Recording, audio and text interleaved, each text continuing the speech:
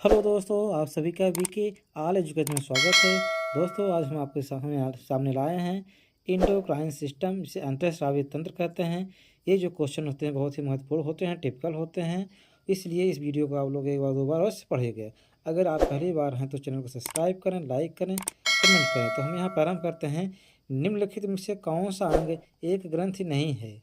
तो यहाँ देखिए कह रहा ग्रंथ नहीं है, ध्यान दीजिएगा। यहाँ देखिए नहीं लिखा गया है, तो बाकी छात्र जो होते हैं जो एक्टिव नहीं होते हैं वो कन्फ्यूज हो जाते हैं। तो यहाँ देखिए सब क्या है, आदिवृक्क है, पीयूष है, यकृत है, सब क्या ग्रंथ है, जबकि पित्ताशय ग्रंथ नहीं होती है। तो क्वेश्चन नंबर 1 का बी सही है। देखिए मैं इसमें क्वेश्चन लाया हूँ ताकि आप लोग रिविजन करते रहो, क्वेश्चन को पढ़ो, उसका आंसर देखो, फिर आगे बढ़ो। क्वेश्चन नंबर 2, मानव शरीर में सबसे बड़ी अंतःस्रावी ग्रंथि निम्नलिखित में से कौन सी है? तो यहाँ लोग जानते हैं मानव शरीर की जो सबसे बड़ी ग्रंथि है वो थायराइड ग्रंथि जानते हैं, यहाँ के थायराइड ग्रंथि है। तो क्वेश्चन नंबर 2 का विकल्प ए सही है। बस आप लोग इसी क्वेश्चन को पढ़ो, उसका आंसर देखो, फिर आगे बढ़ो, रिवीजन आपका हो जाएगा। इस वीडियो को एक बार दो बार अवश्य सुन लेंगे, पढ़ लेंगे तो क्वेश्चन का आंसर आपको याद हो जाएगा। तो क्वेश्चन नंबर 3, मानव शरीर में सबसे बड़ी ग्रंथि कौन है? देखिए मानव शरीर में सबसे बड़ी ग्रंथि क्या है? यकृत है। यहाँ देखिए मानव शरीर में, और जबकि यहाँ मानव शरीर में सबसे बड़ी अंतःस्रावी ग्रंथि, यानी कि ग्रंथियाँ दो प्रकार की होती है, वह बाह्यस्रावी और अंतःस्रावी। तो यहाँ अंतःस्रावी जब क्वेश्चन पूछा जाए तो क्या है, थायराइड ग्रंथ होगा। और जब पूरे शरीर में पूछा जाए कि सबसे बड़ी ग्रंथि कौन है तो यकृत होगा। तो इसमें आप लोग कन्फ्यूज मत होइएगा। क्वेश्चन नंबर 4 है, मानव शरीर में सबसे छोटी अंतःस्रावी ग्रंथि में से कौन सी है? अब यहाँ देखिए अंतःस्रावी ग्रंथि कौन है जो सबसे छोटी है? तो यहाँ लोग पीयूष ग्रंथि होती है, ये सबसे छोटी ग्रंथि होती है। इसके पहले आपने ऊपर देखा था कि सबसे बड़ी ग्रंथि जो थी आपके लिए वो थायराइड ग्रंथि, लेकिन जो सबसे छोटी ग्रंथि पूछी जाएगी तो पीयूष ग्रंथि होती है अंतःस्रावी ग्रंथि में। और पूरे शरीर में जो सबसे बड़ी ग्रंथि होगी वो यकृत होगी, इसे लीवर कहते हैं। तो क्वेश्चन नंबर 4 का विकल्प सी सही है। क्वेश्चन नंबर 5, निम्न में से कौन सा हार्मोन थायराइड द्वारा स्रावित नहीं होता है? तो यहाँ देखिए निम्न से कौन सा हार्मोन जो थायराइड द्वारा स्रावित नहीं होता है? तो क्या है इसमें? थायोसिन। बाकी जो हार्मोन होते हैं ये थायराइड ग्रंथ द्वारा स्रावित होते हैं, जैसे क्या है थायरॉक्सिन हुआ, कैल्सिटोनिन हुआ और ट्राइआइडो थायरोनिन हुआ, लेकिन जो थायोसिन होता है ये इसके द्वारा स्रावित नहीं होता है। तो क्वेश्चन नंबर 6 देखते हैं, निम्न में से कौन सा हार्मोन पिट्यूटरी ग्लैंड द्वारा स्रावित नहीं किया जाता, यानी पीयूष ग्रंथि, जिसे हम अंतःस्रावी ग्रंथि की सबसे छोटी ग्रंथि कहते हैं। तो क्या है? सोटेस्टोस्टारिन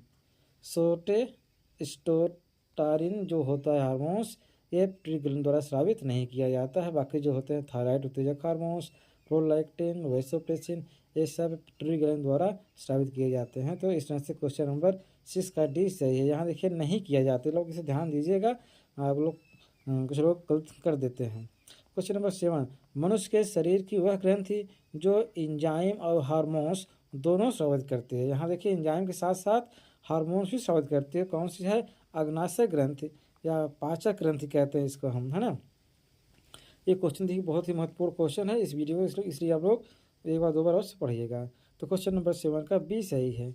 हम देखते हैं क्वेश्चन नंबर 8, निम्नलिखित में से कौन सा हार्मोन्स मानव शरीर में कोशिकाओं द्वारा ग्लूकोज के अंतर्ग्रहण के लिए अनिवार्य है? यह हम लोग देख रहे हैं। तो क्या है? इंसुलिन। जो इंसुलिन होता है ये मानव शरीर जो कोशिकाएं होती हैं, जो ग्लूकोज का जो अंतर्ग्रहण होता है, मानो ग्लूकोज की मात्रा को जो बनाए रखता है, कौन है? इंसुलिन होता है। तो क्वेश्चन नंबर 8 का सी सही है। कौन सा हार्मोन रक्त में शर्करा की मात्रा नियंत्रित करता है? यहाँ देखिए इंसुलिन होता है, यानी कि ब्लड में जो शर्करा होती है उसकी मात्रा जो इंसुलिन नामक हार्मोन होता है वो मेंटेन बनाए रखती है। तो क्वेश्चन नंबर 9 का विकल्प डी सही है।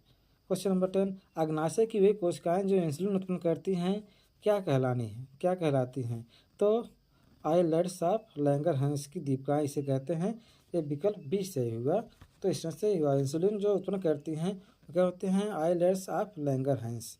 ये विकल्प डी बी सही हुआ। क्वेश्चन नंबर 11, मानव शरीर में लैंगरहैंस की दीपिकाएं कहाँ पाई जाती हैं?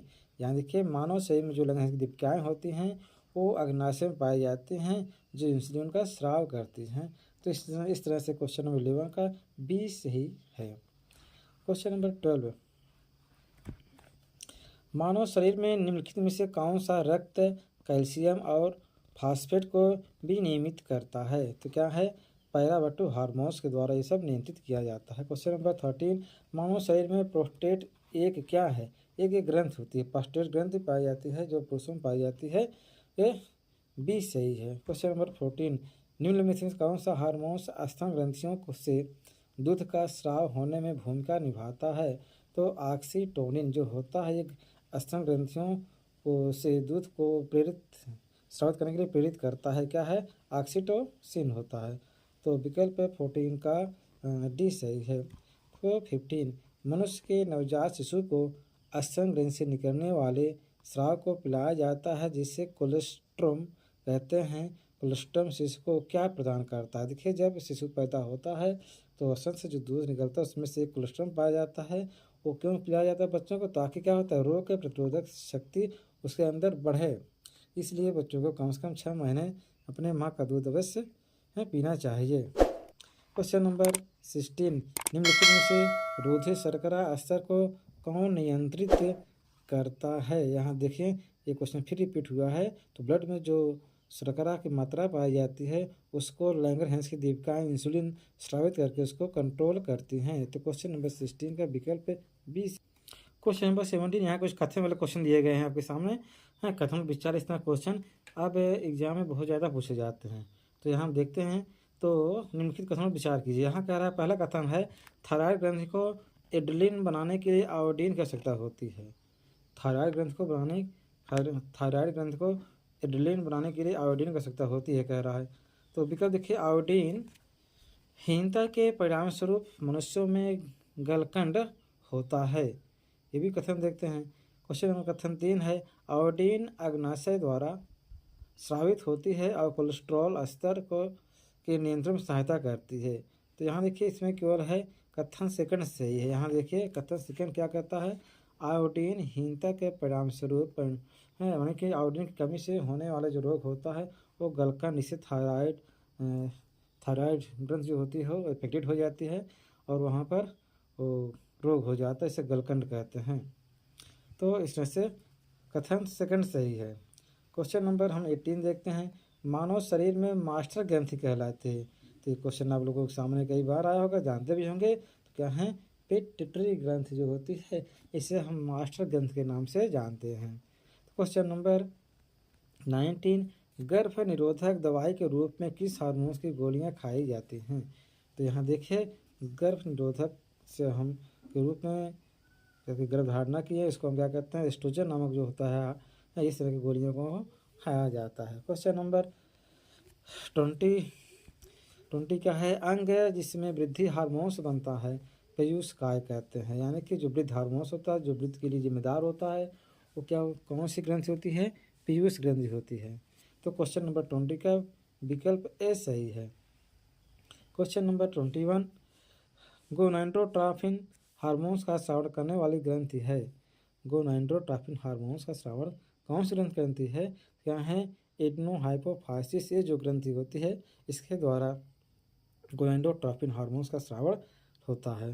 क्वेश्चन नंबर 22, यहाँ देखते हैं हम, जिगर में ग्लूकोज से ग्लाइकोजन के संश्लेषण को प्रेरित करने वाला प्रमुख हार्मोन्स किसके द्वारा स्रावित होता है? हम लोग देख रहे हैं। तो अग्नाशय द्वारा जो होता है ये स्रावित होता है। यहाँ ग्लूकोज से ग्लाइकोजन का संश्लेषण को प्रेरित करने वाला जो हार्मोन्स होता है ये अग्नाशय द्वारा स्रावित होता है। और इस यहाँ क्वेश्चन नंबर 23 इस वीडियो का लास्ट क्वेश्चन है। यहाँ देखिए, पीयूष ग्रंथि का नियंत्रक है। जो पीयूष ग्रंथि होती है उसे हम मास्टर ग्रंथि कहते हैं। वो सारे ग्रंथियों को अपने अंदर कंट्रोल करता है, अपने अनुसार कार्य करवाता है। लेकिन उसका नियंत्रण कौन करता है? पीयूष ग्रंथि को उसका नियंत्रण हाइपोथैलेमस करता है। तो इस तरह से जो क्वेश्चन 23 का विकल्प सही है, पी सही है।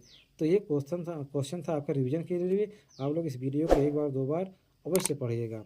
अगर आप चैनल पर पहली बार हैं तो मेरे चैनल को सब्सक्राइब करें, लाइक करें, कमेंट करें और आप सभी का बहुत बहुत धन्यवाद।